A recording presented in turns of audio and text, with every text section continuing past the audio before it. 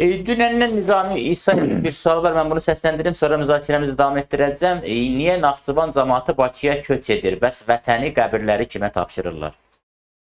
Bilirsən, əslində baxsan, Naxçıvan Muxtar Respublikasının ərazisi çox kiçikdir.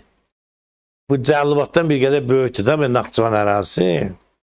Və orada əhalinin artımı da başqa rayonlardan çoxdur. Məsələn, bizdə elə ailə var ki, 10 uşaq var, 11 uşaq var və Sovet hökumətinin vaxtında Naxçıvanların orada çıxmasına imkan vermir. Yəni, Naxçıvanın təbii ehtiyatları oradakı əhalinin çayına uyğun deyil. Birinci səbəb budur. Məsələn, bizim kəndimizdə təsəvvür edin ki, 1500 təsərrüfat var idi. 1500 təsərrüfat, kənddir güya.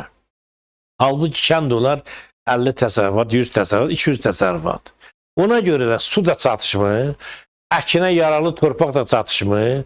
Ona görə kənddə digər problemə, sonradan qəsəbə elədilər. Bundan da o kənd hesabdan çıxdı, dövlət ələ və vəsətlər ayrıldı.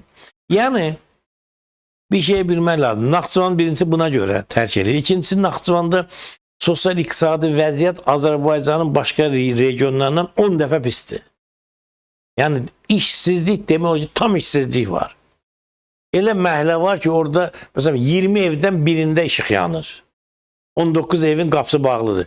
Özdə ya Türkiyə köçürlər, gedirlər işləməyə, Ənkara işlərə, ya Azərbaycana, ya Rusiya, kimin hara gümanı gəlir? Çünki Naxçıvanda heç bir sağlamlaşdırıcı sosial-iqtisadi siyasət aparılmır.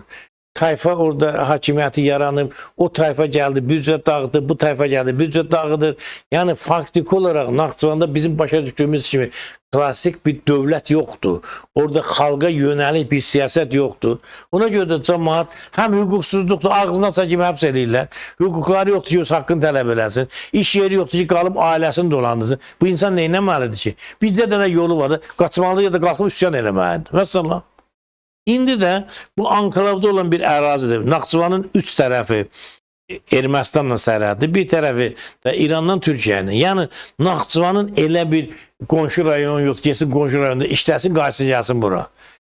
Ya iki xarici dövlətə getməlidir, İrana və yaxud da Ermənistana, ya da Azərbaycana köçməlidir. Onun başqa variantı yoxdur.